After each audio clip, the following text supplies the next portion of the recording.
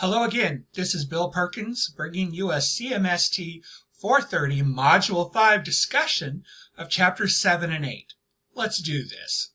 Chapter 7, first question, how and why do the authors differentiate between leadership and management? Pages 191 through 194 give many different definitions from different perspectives as to what the difference is between management and leadership. Management is done by individuals who use communication to help an organization achieve its goals through the proper utilization of the organization's resources, meaning the employees, equipment, facilities, etc. It's communication focused and active and ongoing. Management is focused on the day-to-day accomplishment of organizational goals. It rallies employees to accomplish those goals through motivation, rewards, and/or punishments. Management ensures that the needed resources are available to employees to enable them to accomplish the organizational goals.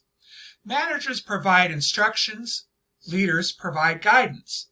Management makes sure that decisions from leaders get implemented, and they manage their subordinates' work, and leaders lead by example. Leadership is ultimately about envisioning and articulating the organizational goals to the members. Leadership through communication seeks to modify attitudes and behaviors of members in order to meet shared group goals and needs.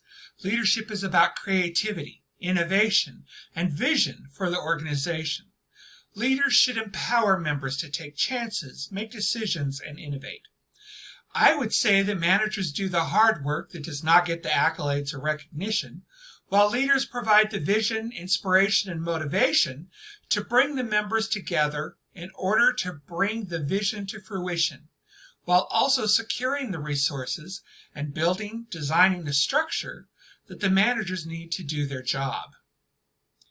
The second question, considering your career track and professional history, what are the most important leadership and followership approaches you should consider develop as you prepare for future work? Out of all the approaches, I prefer Hersey and Blanchard's Situational Leadership Theory on page 198. It's written for leaders, but I think applies even more so to supervisors and managers. This, more than the others, follows a member in an organization from either joining or taking a new position in the organization. It frames the leader as someone who's interested in helping that person to progress. First, the leader takes on a directing role for the member, because they lack both skill and motivation and need a lot of task-directed communication and oversight.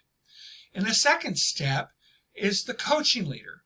The member is committed to the task and organization, but needs a coach. They're unable to perform or have a lack of confidence to do so. They need direction and some support. Next, they've been there a little bit longer, they've gotten a little bit better at the job, is supporting.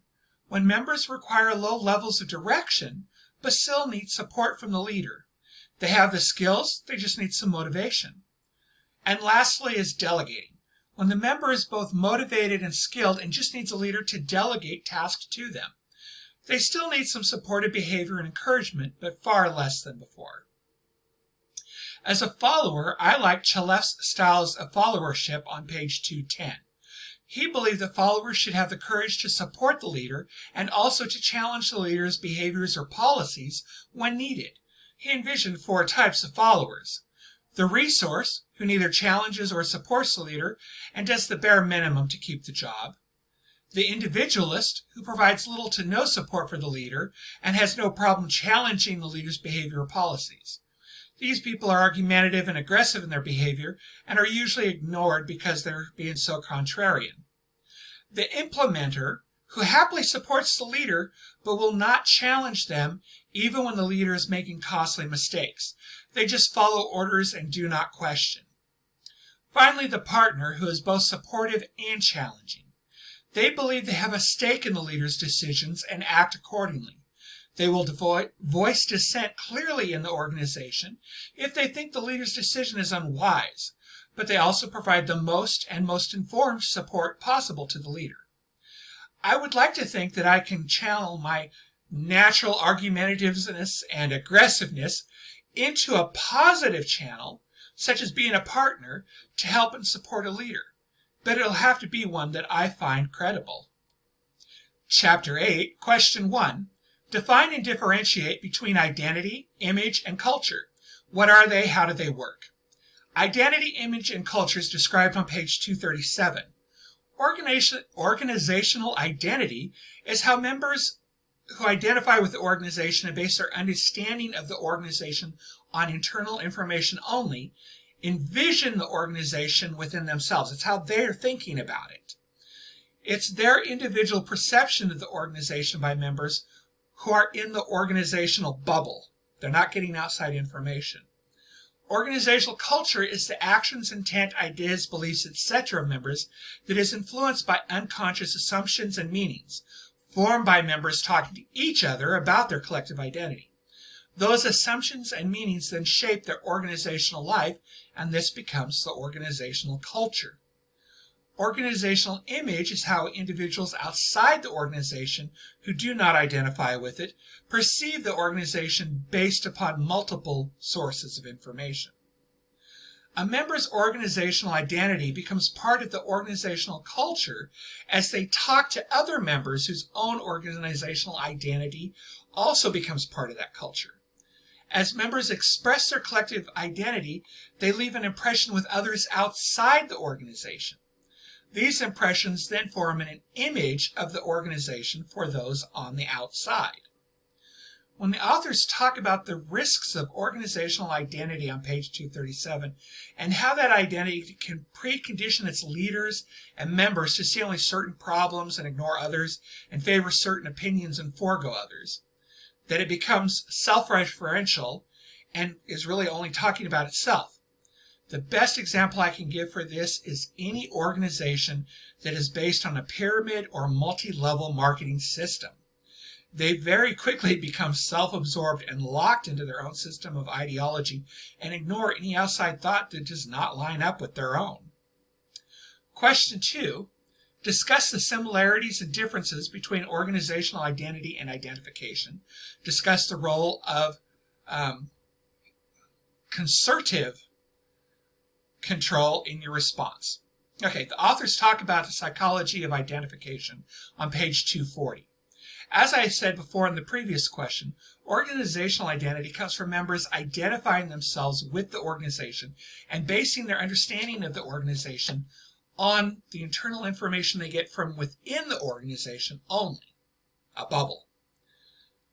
You are a member and follow the internal messaging and beliefs about the goals and vision, but you don't base your own sense of self, your own image of who you are, on being part of that organization or by encapsulating and bringing that vision into yourself.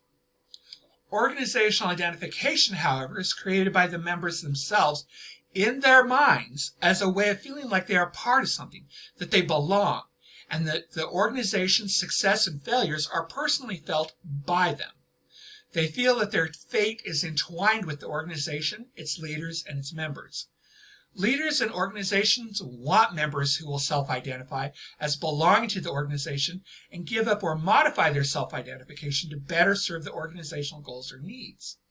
This plays into concerted control on page 241, where organizations use that self-identification to get members to discipline themselves and come to see corporate attitudes and behaviors as natural and normal until those values become the goals that motivate members and form their sense of obligation.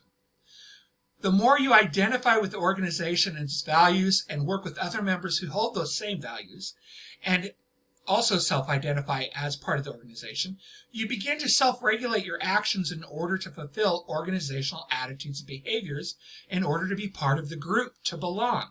It's reinforced by other members who give positive reinforcement when you follow those organizational rules, goals, behaviors, etc. This fosters the feeling of belonging and of having a duty to the organization. For the case study, how do you get anything done around here, from chapter 7, The one that I came up with was, Mr. Donaldson appears to be a transformational leader per page 204. He's charismatic and inspirational, with a very credible story of working his way up through the company, going to a university, securing a top degree, a family history connection to the company.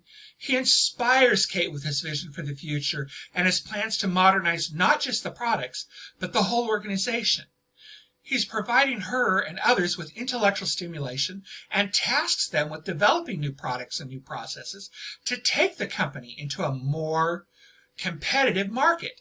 He appears to be giving individualized consideration to the members of his organization by giving them the opportunity to grow and use their ability to satisfy immediate organizational needs, even though they never do anything with it. And he appears to be evaluating their performance in the current job while considering their future positions in the organization. However, red flag, he relates their abilities, accomplishments, and/or character to breeds of dogs. I don't know what that's about. So why can't he pull the trigger and actually let these members do what he's paying them to do? Is it all style over substance? Is he afraid to move away from the family business dynamic and organization that has existed for so long? I think he and his smart team are micromanaging and slowing things down because they are afraid to take the big leap. But at the same time, Mr. Donaldson likes the appearance and cachet that it gives him to talk the talk. From Chapter 8, Identity, Image, and Culture, page 237. Donaldson Family Foods has an organizational identity that, based on comments from Tom and others, appears to be do the job, get paid, do not rock the boat, etc. It's stuck, stale, and old-fashioned. The organizational culture is based on lies on how the organization portrays itself and its leader to outsiders versus the reality of the organization and what is occurring inside.